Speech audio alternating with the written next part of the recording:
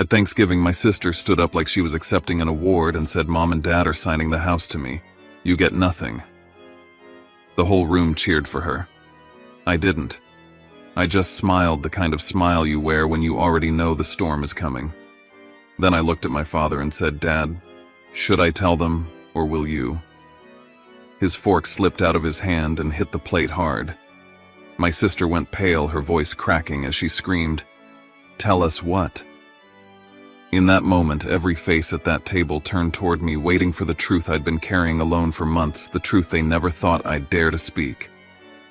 My name is Kai Mercer, and this is the night my family finally learned who they were really dealing with. But before I share my story with you, I'd love to know you're here with me. Drop a simple hi in the comments, or tell me where you're watching from. I love seeing how far my story can reach. Sometimes knowing someone is listening makes all the difference. Thank you. And now, let me tell you everything. And hey, before we go on, if you feel connected to stories like mine, stories of truth, family, and the courage it takes to stand alone, consider subscribing to the channel. It helps more than you know. Thanksgiving night always has a strange way of pretending everything is fine, even when every person at the table is holding their breath. I felt that the moment I walked through the front door. Tacoma was soaked in that cold Pacific Northwest drizzle, the kind that makes the whole world feel like it's holding in a secret, and the old Mercer house was pretending to be warm. Inside, relatives filled the dining room with noise, laughter, clinking glasses, stories told too loudly. But none of it was for me. I took my seat at the long table, noticing instantly how the conversations dipped whenever I got close, how the warmth tightened around Lila like it belonged to her. She stood near the head of the table in a silver dress that made her look like the star of a show I was never invited to. She kept brushing non-existent lint off her shoulder, glancing at me with that polite little smile she'd perfected over the years, too tight to be real, too confident to be innocent. Harold and Diane sat at the ends of the table, trying to look relaxed, but their eyes flicked to me in half-second glances that said everything wasn't as settled as they wanted everyone to believe. And at the far end, my grandmother Marla watched me with the steady gaze of someone who had seen every fracture forming long before any of us acknowledged them. Even Brent, Lila's fiancé, seemed blissfully absorbed in the glow of her attention, laughing at every word she said, unaware of how staged it all felt. I sat there quietly eating what I could, letting myself observe the room the way someone watches the last few seconds before a storm hits. I'd lived too long in the role of the one overlooked, the easy one, the independent one, the one who didn't need anything. Tonight, though, I wasn't the person they remembered. Tonight I wasn't here to play along. Lila rose from her seat with a soft tap of her glass, the sound slicing through every conversation. She beamed like a bride at an engagement party. I just want to share something special, she said, lifting her chin. Mom and Dad are signing the house to me. And Kai. She turned toward me. You get nothing. The room erupted. Cheers. Whoops. A couple of uncles even clapped like they'd been waiting for this announcement for years. Someone said, about time, as if this was a reward she had earned, and I was the obvious afterthought. But I didn't flinch. I didn't force a smile either. I just watched her revel in it, felt every pair of eyes darting between us to see if I would break. The truth was, I'd already lived through the shock months ago. Tonight wasn't about being blindsided. Tonight was about confirming what I already knew. When the noise settled, I set my fork down gently and looked straight at Harold. Dad, I said, my voice calm enough to quiet the room. Should I tell them? Or will you? His fork slipped from his hand and clattered onto the plate, the sound sharp and metallic, slicing through the last strand of false cheer. Lila froze mid-smile, her face tightening. Tell us what, she snapped, her voice pitching higher than she intended. A few relatives shifted uncomfortably, sensing the air change. I let the silence fill the space between us. They had no idea how long I'd been carrying what they thought they'd buried. No idea how far ahead of them I really was. And as I looked around that table at the people who cheered while believing they knew the full story, I realized the only way to explain the moment was to go back to when the first crack appeared. If they wanted to understand why the fork dropped from my father's hand, they'd have to start months earlier on a humid Saturday in June, when everything began to split open. 6 months before Thanksgiving, on a sticky Saturday morning in Portland, My phone lit up with my mother's name. Diane rarely called unless there was something she wanted, so I hesitated before answering. Her voice came through soft, too soft for her usual tone, wrapped in a layer of anxious sweetness. "Kai, honey, can you come home today? We need your help with something important. Just some paperwork about the house. The bank needs your signature for a better rate because you have the most stable income." It was the kind of request parents make when they want something but don't want to explain why. And even before I agreed, a small knot formed low in my stomach. I wanted to believe I was overthinking it. Maybe it really was just a refinance. Maybe I was just being the distant son again. But a deeper instinct, one I had learned to trust, told me something was off. I drove the 3 hours up I-5 toward Tacoma Rain, drifting across the windshield in thin sheets. The evergreens blurred by, and with them came old memories of being the kid who learned early not to ask for too much, the kid who let things slide because no one fought for him anyway. Still, I had always come home when they asked. I told myself it was loyalty, but maybe it was just habit. When I arrived, Harold and Diane were waiting at the dining table, a manila folder placed neatly in the center like a carefully wrapped present. Diane smiled too hard. Harold shook my hand with palms that felt colder than usual. There was no small talk, no catching up, just the folder. "All you have to do is sign," Harold said. "It's simple." I opened it. The pages felt wrong from the first glance, too many figures blacked out, too many vague terms buried in jargon that didn't belong in a normal refinance. A few pages already had their signatures, but the purpose section was vague. My instincts sharpened.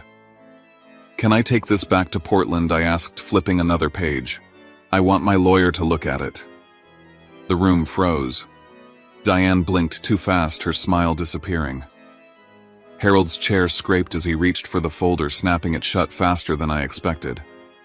"No need for that," he said, tone clipped. "It's just paperwork." Diane touched my arm, playing the familiar emotional card. "Kai, you don't trust us." Their reaction told me more than the papers did. The fear in their eyes wasn't about a delay, they were afraid of what I might find. I still took the folder. That night in Portland, I handed it to a friend who worked in real estate law. She didn't even finish the first stack before her eyebrows rose. "Kai," she said, her tone shifting from professional to concerned. "This isn't a refinance. This is a transfer of liability. If you'd signed this, you would be responsible for the entire mortgage, including the second loan they took out." The floor didn't drop out from under me, not like it would have years ago. Instead, everything clicked into place with a cold certainty. The uneasy feeling, the half-truths, the distance they suddenly pretended not to notice between us. They hadn't asked for my help, they'd tried to hand me their disaster and hoped I wouldn't look closely. Driving home that night, I realized this wasn't the first time I'd suspected they were using me. It was just the first time I'd confirmed it. And if this was only the first layer, I had no idea how many more waited beneath the surface. But I was going to find out. 2 months after the day I brought those papers back to Portland, I was finally settling into some sense of normal rhythm again. Work, gym, cooking for one quiet evenings. I thought maybe the storm had passed. I should have known better. The phone rang late on a Wednesday night, and when I saw my father's name, my stomach tightened in the same familiar way. Harold rarely called unless something was wrong or unless he needed something he didn't want to say directly. His voice came lower than usual, almost shaky. He talked about hospital bills, unexpected tests, how Mom wasn't doing well, and how insurance was being a nightmare. He never said exactly what she was sick with, never mentioned the doctor's name, never gave a single detail that sounded real. I'd grown up with his half-truths, and this one rang the same way the refinance story did, polished on the surface, rotten underneath. I didn't argue. I simply said, "All right, Dad. Give me the billing department's number. I'll take care of the charges directly." The silence that followed told me everything. He stammered, tried to change the subject, said something about misplacing the paperwork. When he finally hung up, I stared at my phone, realizing I'd crossed into a new stage of whatever this was. This wasn't a slip or a misunderstanding.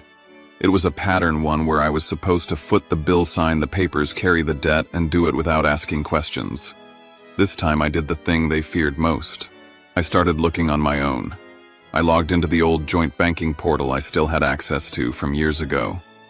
Transactions were messy late fees piling up in ways that didn't align with anything they had told me. I opened the county public records site, typed in our address, and sat there as page after page loaded. What I found didn't just unsettle me, it hardened me. There were not 2 loans, but 3. A home equity line stretched to its limit, notices of missed payments, a formal pre-foreclosure warning. They were drowning, and instead of swimming, they were looking for whichever child they could use as a life raft. And while scrolling through documents, I made the mistake of opening social media. Right there, staring back at me, was Lila standing on the front porch of our house, smiling like she was already the owner. Her caption, "Can't wait to decorate this place." Dozens of hearts and comments calling her lucky. It felt like watching someone walk straight toward a cliff while everyone applauded. I called Mom. No greetings. No pretending. I saw Lila's post, I said. "What are you doing to her? What are you telling her?" Diane sighed, the kind of sigh meant to guilt trip me. She said Lila deserved a fresh start, that I already had my own life, that I didn't need anything from them anyway. It was the same logic they'd fed me since I was old enough to understand whoever can stand on their own doesn't get anything. And whoever they deemed fragile got everything, even if it hurt them. I knew then that silence would turn me into an accomplice, so I started printing everything, the notices, the statements, every document I could find. I put them in a folder the same way someone prepares evidence for court. I didn't know what I was going to do with it yet, but I knew this much: whatever my parents were planning, I wasn't letting them push Lila or me into a hole they dug themselves. For the first time in my life, I accepted that being quiet only made room for someone else to get hurt. And if I kept pretending not to see it, the next person to sink would be the sister who'd never once been taught to question them. 3 weeks before Thanksgiving, I drove back to Tacoma with the folder in my bag, the one packed with every truth my parents had hoped I wouldn't find. I didn't call first. I didn't warn them. I wanted to see their reactions raw, without rehearsed excuses or polished lies. When I walked into the house, Harold and Diane froze like they had been caught mid-conversation. Their smiles appeared a second too late. Their welcome felt like a closed door propped open with shaking hands. I sat down in the living room and didn't waste a second. "We need to talk about the loans," I said. "All of them." They exchanged a glance, the kind that said more than words. Then came the excuses. System glitches, banking errors, miscommunication, temporary setbacks. They tried to soften the tone, leaning on sentimentality and guilt like they always did. They said things like, "Families help each other and this is just a rough patch." But none of it matched the documents in my bag. When Harold insisted it was just a small amount, I reached down, placed the folder on the coffee table, and slid it toward them. "I already know," I said quietly. "Stop pretending." Diane's eyes filled with tears almost instantly. Harold clenched his jaw, blaming stress, blaming the economy, blaming anything but themselves. And then in the middle of the chaos, another truth slipped out, one I hadn't known. They admitted they had taken a second loan the previous year to help Lila with wedding preparations. They said it like it was noble, like sacrificing the entire house for a centerpiece arrangement was an act of parental love. It hit me then, this wasn't new behavior. They had always structured their lives around what Lila needed, or what they thought she needed, and I had been the one expected to absorb the fallout. I told them they had to tell her the truth. They refused immediately, saying she was too fragile, that she couldn't handle it, that it would destroy her. My patience snapped. "You mean it would destroy your image?" I said. "You're not protecting her. You're setting her up." Diane's voice cracked when she slipped and said, "She's so excited about finally having a place of her own." That was all I needed to confirm the fear that had been growing in me. They'd been planning to hand Lila the house long before I refused to sign anything. I left the house and texted Lila to meet me at a cafe nearby. She came in smiling, oblivious, greeting me like everything was normal. When I asked her what she knew about the house, she shrugged and said Mom told her things were handled. She talked about paint colors and where she and Brent might put their wedding gifts. She was so sure, so trusting, so unprepared for what was really happening. When I asked if she knew anything about the debt, she frowned. "Why do you always assume the worst, Kai? You never think about anyone but yourself." That sentence lodged itself in me like a splinter. It wasn't anger, it was conviction. She genuinely believed it. She didn't know she was being lied to. She didn't know she was being positioned as the next fallback plan. On the drive back to Portland, the rain beat against the windshield in relentless sheets, and I kept replaying her words. If my parents were determined to turn lies into reality, then the only thing left for me to do was bring that reality into the light. I whispered to myself, almost like a promise. If they want to turn the truth into a lie, then I'll turn their lies into the truth. And for the first time, I knew exactly what I needed to do at Thanksgiving. By the time 2 more weeks passed, I realized I was no longer reacting to what my parents did, I was tracking them. Every move they made, every phone call, every post Lila uploaded felt like another piece of a puzzle I'd been forced to solve alone. I spent an afternoon in my attorney's office in Portland, the documents spread across her desk like a map of a collapsing world. She pointed out each overdue payment, each penalty, each rising interest rate. The numbers weren't just bad, they were catastrophic. She explained legal terms I had never bothered to learn before: liens, default notices, statutory warnings. For the first time, I understood how far this had gone and how tightly the trap had been designed to close around me. When my parents realized I was digging deeper, the backlash came fast.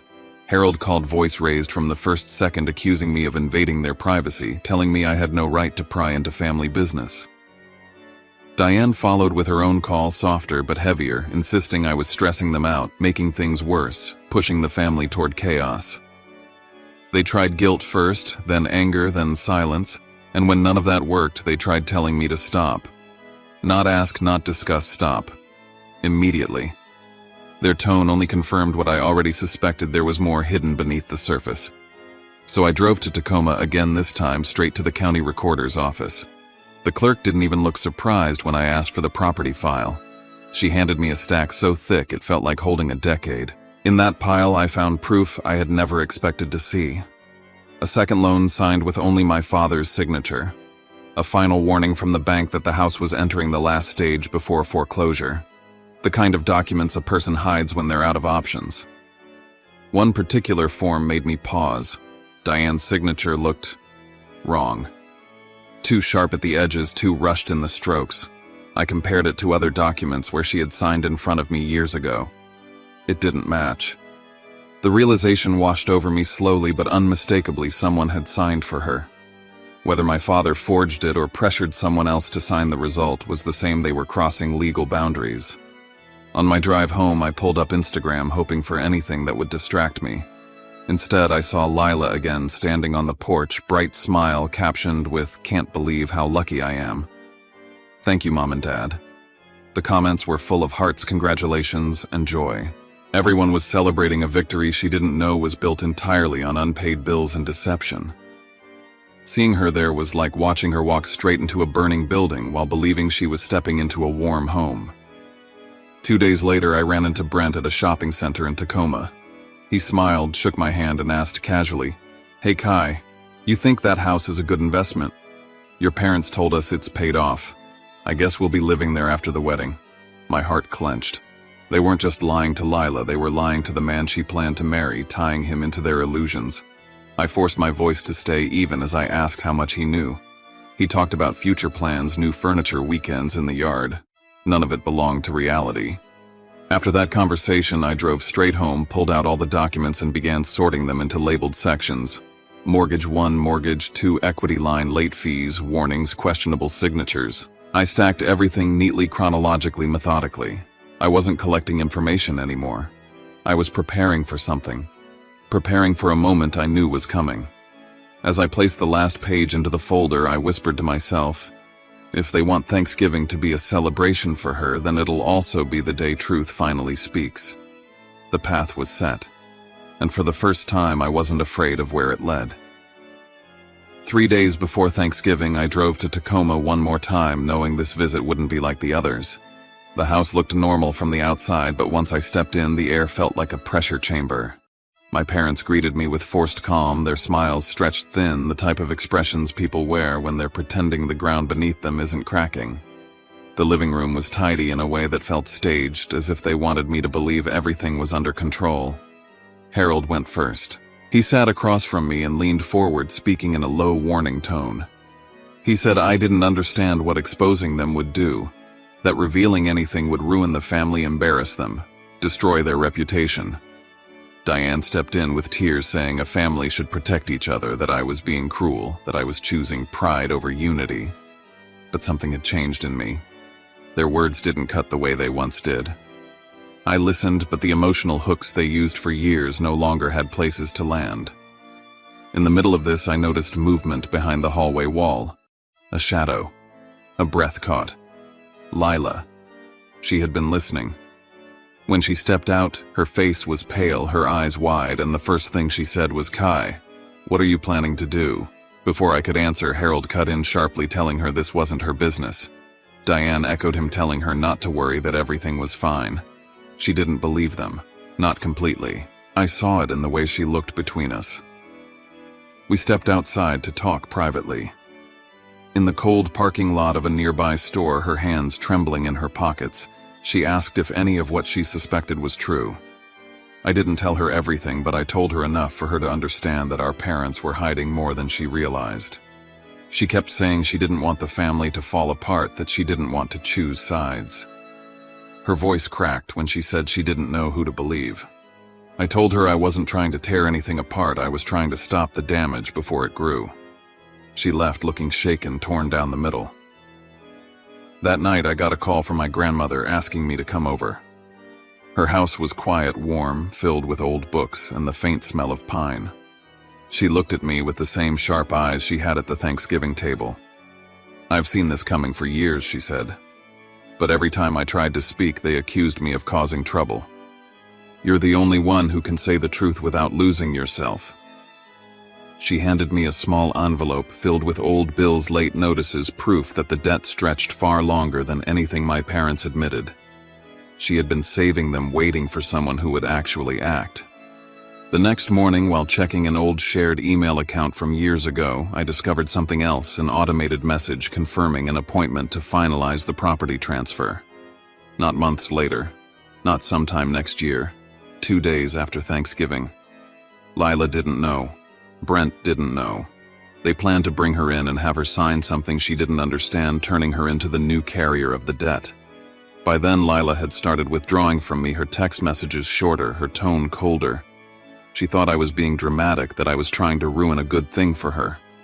But in her eyes, hidden beneath the frustration, I saw what she couldn't yet admit, a growing fear that I might be right. When I finally drove back toward Portland, the clouds were thick and heavy, hanging low over the highway. I had every document, every notice, every truth packed in the seat beside me. I knew exactly what I needed to do at Thanksgiving. They wanted that night to be a celebration, a coronation for the daughter they favored.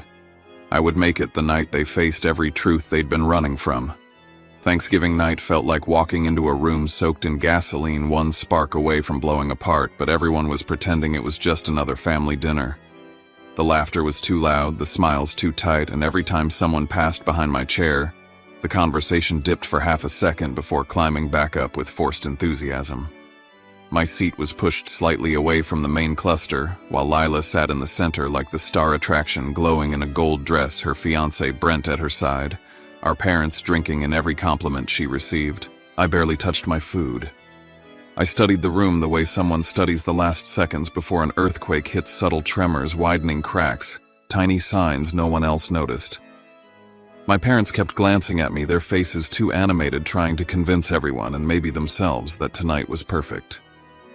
Grandma Marlowe sat at the opposite end, back straight, eyes sharper than anyone else in the room.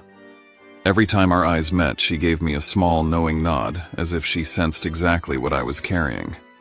When the plates were nearly empty and the wine was flowing, Lila stood up with a tap of her glass. "I have an announcement," she said, her voice bright enough to fill the whole room. "Mom and Dad are signing the house to me. Kai gets nothing." Then she laughed as if the last line were a harmless joke. It wasn't. And everyone reacted exactly the way she expected. Cheers, applause, whistles.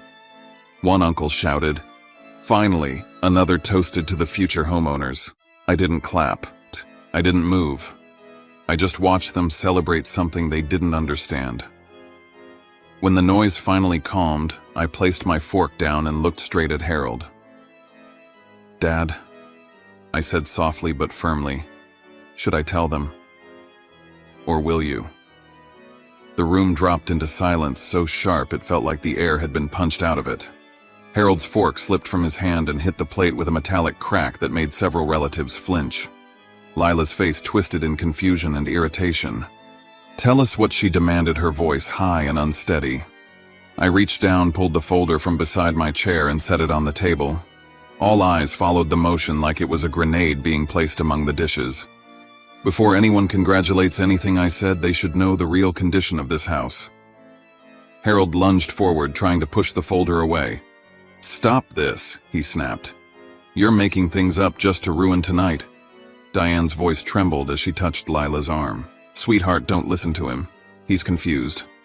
I opened the folder anyway. Stacks of overdue notices, lists of late payments, a warning from the bank that the house was nearing foreclosure, documents showing a second mortgage no one else knew about, and the page that made the whole table lean closer, an authorization form with a signature meant to look like Diane's, but wasn't. I explained each page calmly, clearly, without raising my voice. The more I spoke, the smaller my parents seemed to shrink. They no longer looked offended, they looked exposed. One aunt broke the silence first. "Harold, Diane, is this true?" The only response was their silence, heavy and suffocating. Lila's confidence crumbled in seconds. "Mom, Dad," she whispered, "is the house really in trouble?" Her voice cracked and tears welled in her eyes as she stared at the documents like they were written in another language. "You told me it was ours. You told me it was safe." Brent stood abruptly, pushing his chair back. "Your parents told me the house was paid off," he said to Lila. "Were you lying to me too?" Lila shook her head, violently sobbing. "I didn't know. I didn't know any of this." He looked at her with a mixture of shock and disappointment, then turned and walked out of the house, ignoring her desperate pleas. Harold slammed his palm against the table plates, rattling. "You've ruined everything," he growled at me. "You don't know what you've done." I met his glare without flinching. "I'm not ruining anything. I'm refusing to carry what doesn't belong to me." Whispers rippled around the room. People shifted away from my parents. A few shook their heads. No one defended them. Then slowly Grandma Marlowe stood for the first time all night. She placed her hands on the table to steady herself, but her voice was steady and cold. "I raised you better than this," she said to Harold and Diane. "Your children are not your shield. You cannot throw them in front of your mistakes." The room fell silent again. No one dared argue with her. My parents looked small, cornered, stripped of the image they had tried so hard to maintain. And then 3 sharp knocks on the front door. Something inside me shifted. I knew this moment would be the final break. I walked to the door and opened it. A woman in a plain suit stood there, badge clipped to her belt. "I'm looking for Harold and Diane Mercer," she said. "I need to speak with them about a financial investigation." The entire house exhaled at once, shock, disbelief, dread all mixing together. The curtain had finally lifted. The investigator stepped inside with calm authority, introducing herself and explaining that a report had been filed regarding irregular activity tied to the property. The color drained from my parents' faces. Diane looked like her legs might give out, and Harold simply stared ahead, chest rising and falling too sharply.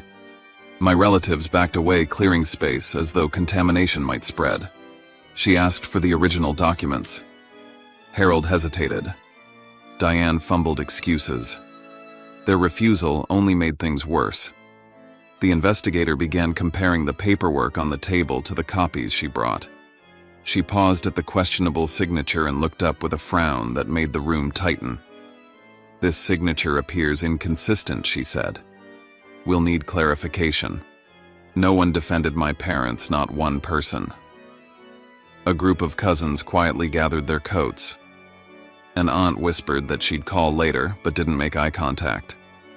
It wasn't anger, it was the kind of disappointment people feel when they finally see what has been in plain sight for years. When the investigator stepped outside to make a call, I walked to the backyard and found Lila sitting on the cold concrete steps, shoulders shaking. She didn't look up when I sat beside her. After a long silence, she whispered, "All this time, I thought you kept your distance because you didn't care. But I see now. I'm the one who was kept in the dark. I didn't say I told you so." I just sat there with her until she wiped her eyes and took a long, trembling breath. "I'm sorry, Kai," she finally said. "I should have listened." Inside, the investigator told my parents they would likely face a deeper review. Not jail, not yet, but mandatory cooperation, oversight, accountability. Words my parents had spent a lifetime avoiding. I drove back to Portland the next morning. The highway was quiet, the rain steady. For the first time in years, I felt something loosen in my chest. Freedom, maybe. Or the realization that I didn't owe my parents the version of myself they always expected me to be. Within 2 weeks, the house was listed for sale. I visited once, standing on the sidewalk where I'd spent part of my childhood. I felt sadness, sure, but also relief. The house that had been used as currency in their games was no longer anyone's burden. My parents moved into a small apartment across town. No yard, no dining room for grand announcements. Just a quiet space where they finally had to live without the illusion of control. Lila began therapy, something she admitted she should have done years ago. She stopped defending our parents at every turn. She started calling me not to ask for help, but simply to talk. The distance between us began to heal.